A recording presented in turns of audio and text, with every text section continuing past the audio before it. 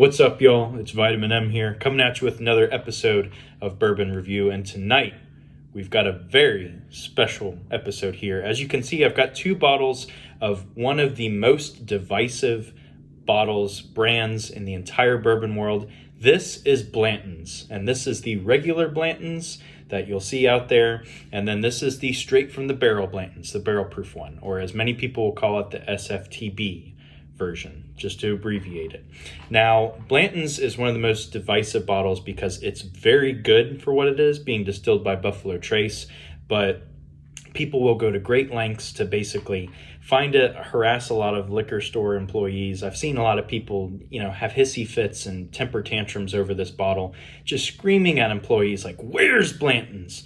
Check the back," and everything like that. It's like, there's no reason to get that upset over it, especially if you're going to pay like $150 or more for this guy. These guys, this one retails for like $17 or $70 or $80 or so. I wish it was $17.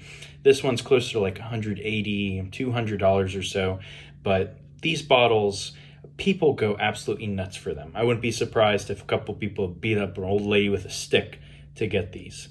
But regardless, they are very good for what they are, but the problem is finding them for a good price, and people like to debate if it's worth more than $80 or whatever with this, but it's a very, very good product. Definitely by far one of the best regular kind of offerings that Buffalo Trace puts out there. But a little bit of the history on Blanton's itself.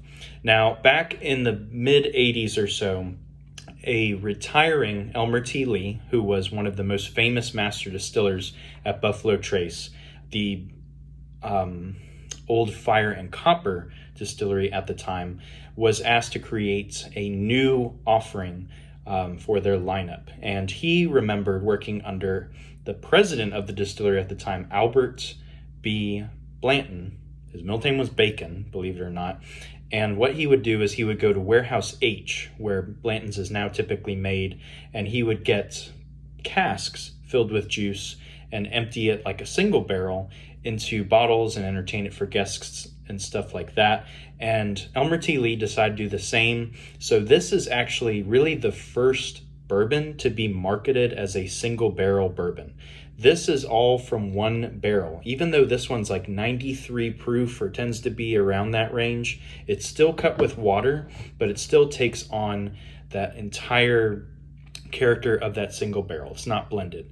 Now, whether this makes a big difference, it honestly doesn't to me. It's still consistent across whatever you're going to taste with it here. But that's really the story with this. And Elmer T. Lee has his own brand that people go nuts over, a $30, $35 bottle that they'll spend $500 on. It's not that worth it. I remember when he caused a real uproar when he said he drinks his Elmer T. Lee bourbon with ginger ale, and people were really getting really upset over that. Let the man drink his own bourbon, but I know Bruzel's commented on that before. I'll leave that for him. But regardless, that's largely the history on this. It's basically the first bourbon to be marketed as a single barrel bourbon, but the very first bourbons in America were made that way, a single barrel. This was the first one to call itself that and unleashed everybody offering a single barrel, or at least saying that they had a single barrel, when probably a lot of these distilleries did. But that's the big story with this. And the horse jockeys here are really to pay homage to the Kentucky Derby and all of the horse history with Kentucky. And actually, they have letters on them where if you collect all 8 of them, they'll spell Blanton's. Good luck finding both of those N's. But I have L and I have S here, so I can spell Ls for right now. That's real cool. But it's supposed to be a jockey that's running a race for all 8, basically like still frames of everything. And that's kind of cool. But I've seen people where there'll be a Blanton's behind the counter at a good price. They'll ask the clerk, "Hey, what letter is that on the cork there?" It'll be S or whatever. "Okay, thank you. I'm not interested." I'm like, really? You're passing on a good bottle at a good price that's hard to find and that people go absolutely nuts over. That's never made sense to me, but I'm not into that. I don't have a big thing for horses.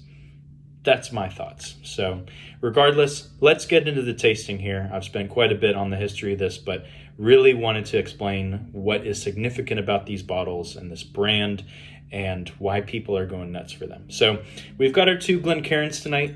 Going to be taking a look at them side by side.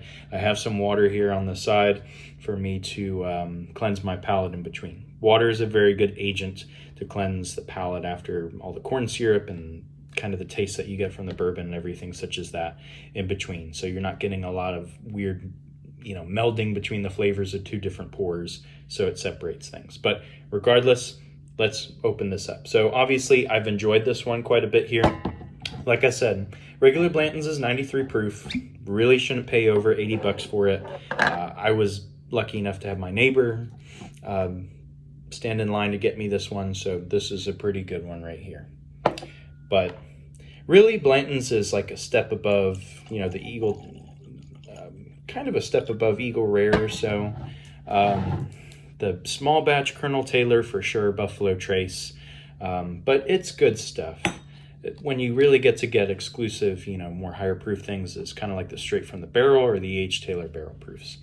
Keep that in mind as you're shopping with this. This is another step in Buffalo Trace's whole offering. So color here is a nice, butterscotchish kind of color. Nothing we haven't seen before. Caramel butterscotch kind of color here. Hold up in the light. That looks kind of nice. We'll take a whiff on the nose and put that horse back in place there. There we go. And it's a lot of that oak, butterscotch, caramel. There's a hint of like brown sugar, allspices, baking spices here. Very common Buffalo Trace notes here. So we'll get into it here with a taste, and we'll drink today because tomorrow we die.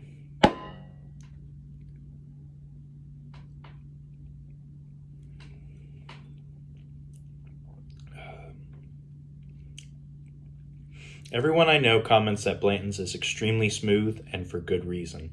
This is by far one of the best bourbons you're going to find out there for the level of smoothness and the viscosity that it has. It's a good syrupiness with a lot of that oak, that caramel butterscotch tastes that are happening here, but it's incredibly smooth. I mean, it's 93 proof, so it's not a huge bite or anything such as that, but it goes down so easily, and the viscosity of this really helps. It's a pretty souped up Buffalo Trace viscosity, I'll call it, and that really helps it out here at the end of the day. It's a souped up Buffalo Trace E.H. Taylor small batch, something like that, but this is a pretty special one to find with how smooth it is going down. Get a good little warmth going down your throat, but it's a lot of that really accented oak, butterscotch, and caramel that you're really going to get. It's really the viscosity and the smoothness that really carries Blanton's at the end of the day. So honestly, everything with Blanton's, it's a spectacular bottle for 80 bucks. Definitely one of the nicest, smoothest things that you're going to find out there. But realistically, it's closer to like a 7.5 or so. It's that step above Buffalo Trace. And honestly, if I didn't have this, I'd be pretty happy with Buffalo Trace. Mixers, straight, whatever. But Blanton's is really nice to have, but it's not worth an arm and a leg over. I'll never understand that with people. So be it. But now we're going to open up this guy. Hey. Got the water to stick to my coaster there. But, oh well. But I haven't opened the straight from the barrel, the SFTB. And this is bottle 109 here. So these guys tend to be closer to like 120 proof or so, 130. What did I get here? Dumped on 10/12/23. So that's the date that they dump the barrel and they start the bottling process, essentially. Bottle number, Warehouse H. These will all typically come from Warehouse H, just historically, where Blanton's originated from. But what makes Warehouse H very special is that when it was built during the Great Depression, and then there was this giant flood within Kentucky around the distillery in Frankfort that destroyed a lot of rick houses on the distillery grounds. So to make a new replacement rick house, what Colonel Blanton decided to do was use metal, like metal walls and everything such as that, in order to build this rick house, which allowed the insulation to be a lot thinner. So the inside of the rick house more closely mimicked the actual temperature and conditions outside. So it was more of a, it was closer to what the Kentucky weather was year round. And it really accented more of the notes that you'd get out of the barrel from the juice and allowed for a steadier aging and soaking within the barrels of the wood there. So that's kind of cool, but that's what's really important about warehouse age. Looking in this, oh, and proof, finally found this, 127.6. So a little below 130 or so. That's common on these fellas, but these ones are actually very good. So we'll open this up here, and these are pretty easy to open. So that's always good to see. So pop the cork. Ooh, nice ring to it there. So like I said, this one is S. Cleanse my palate again. You can spell lis or sl if you really want. Fun stuff. So we'll have a nice pour here and smooth this aside. And the color already is looking pretty nice. It's definitely a much darker color, closer to an amber or something like that. I mean, look at the difference between that. I mean, this is definitely darker. This is that butterscotch caramel kind of color. This has got a little ting of red to it or so, but it's mostly an amber from this. So I'm expecting a lot of oak on this, so this will be pretty nice. But clocking it at 127.6 proof, this thing's going to have a bit of a bite. And as I've stated before, I tend to like things that have a bite more because it's really, I think, the alcohol that holds everything together and binds it together and allows the true expression of what the master distiller and the distillery wanted to offer through that. So we'll take a whiff on the nose here.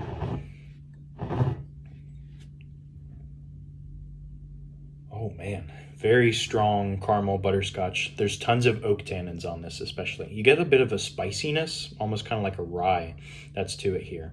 That's part of it's from the bite of the alcohol, but you'll pick up a spiciness and a little bit of graininess from that too on this one. Ooh, that smells really good. Tons of oak tannins. That'll be really nice. Almost like a little bit of dried fruit, like dried red fruit, raspberries, like a tiny bit of banana, but enough sniffing. We'll get to tasting here. And once again, we'll drink today because tomorrow we die.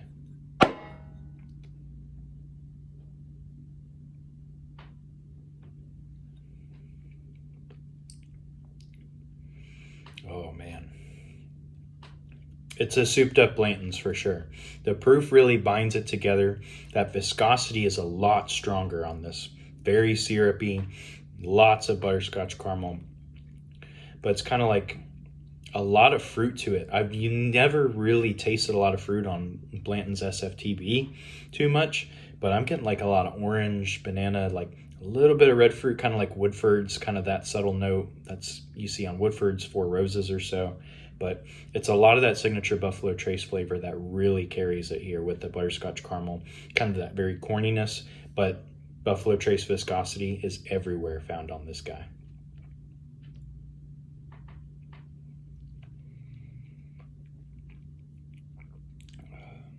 It's so smooth for what that is. My goodness.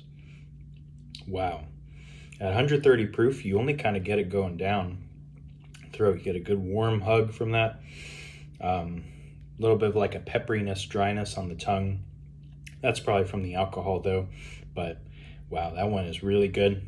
It's a very souped up version of the regular Blanton's. And this one is pretty darn good right here. Wow. I mean, that's just incredibly smooth for what it is. At 130 proof, you're hard pressed to find anything that goes down that easily. Be careful of that. But regardless, this one altogether, I think this one is a pretty solid, 8 1/4 or so. It's definitely a much bigger step above this. But when it comes to a lot of like the barrel proof things that are within Buffalo Trace, I tend to like the E.H. Taylor lineup a little bit more. But this one, the subtleties I haven't picked up on this one really impresses me. So like an 8 1/4 or so is kind of what I give this guy. It's fantastic, but I'm not going to be, screaming in the liquor store for somebody to go find this one for me. If I find it at a good price, great, I'll pick it up. But this one, still spectacular. Very, very good offering from Buffalo Trace here.